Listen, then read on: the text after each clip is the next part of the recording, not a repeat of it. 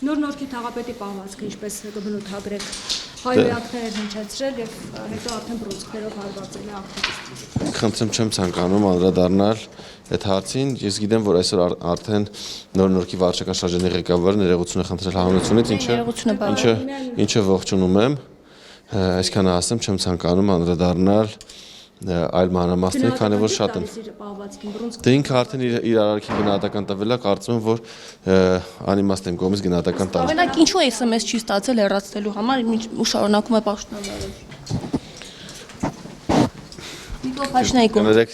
չեմ ցանկանում անդրադառնալ SMS-ների տրամաբանությունը ճիշտն ասած դա թիմի տիրույթում է ու ճիշտ չի որ ազգային ժողովի падգամավորը անդրադառնա թիմին, որտեղ թիմը անկախ է եւ ոչ գործադիրի ազդեցության տակ է, ոչ էլ parlamenti ազգային ժողովի ին կողմից որևէ բան ասելը կլինի միջամտություն։ Ես ուղղակի մենք ազգային ժողովի ցանկացած գործողություն, ցանկացած խնդիր կարող է ստանալ քրեա իրավական գնահատական, եթե այդպեսին կա։ Եթե այդպեսին կա, եթե կար ամեն ինչ, դրանց ավելել ինչ ապացույց։ Տեսեք, դա պետք է արդեն տա վարույթ իրականացնող մարմինը, թող վարույթ իրականացնող մարմինը պատշաճ գնահատականը տա, եւ եթե որևէ մեկը որևէ օրենքի խախտել, չեմ ուզում այս դեպքի վրա ֆիքսվենք, ընդհանուր առմամբ, ես արդեն ասացի, որ ողջունում եմ, որ վարչական շրջանի ղեկավարը ներողություն է խնդրել հանրությունից, շնորհակալ եմ։ Նա Հանրապետություն կուսակցության անդամ է եւ քաղաքացիական պայմանագրի խմբակցության անդամ չէ, ոչ էլ կուսակցության։ Բայց եթե քաղաքական գնահատական չի տրվում, դա ասում է նաեւ իշխանության վարկանիշի վրա։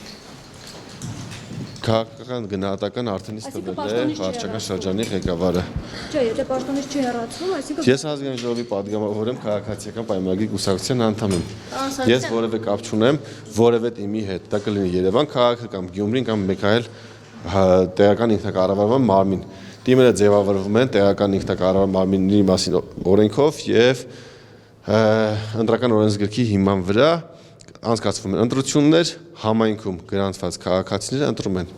ավականների կազմից ընտրում է համայնքի ղեկավար նշանակում է վարչական շրջանի ղեկավարներ,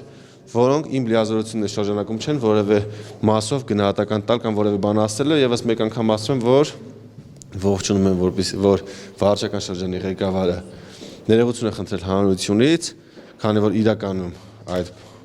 հաճելի չէր ամեն դեպքում եւ ես հույս ունեմ, որ նման գործելավոճ չենք ունենա եւ ես կցանկանամ, որպեսզի բոլորը լինի դա ընդդիմություն, լինի դա իշխանություն,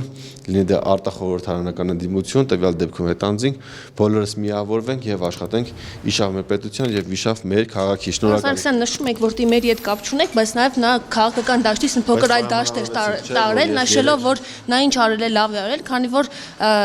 ցանկացած հայ տղամարդ այդպես կվարվեր, եթե իր հասցեին նման կերպ վարվեին։ Հիմա դուք որպես ուրիշ հարց ունեք, խնդրում եմ ասեք, եթե չէ ավարտենք, ես 3 ժամ արդեն նոր հանձնաժողովի նիստում շատ շնորհակալ եմ, ձեզ շատ սիրում եմ։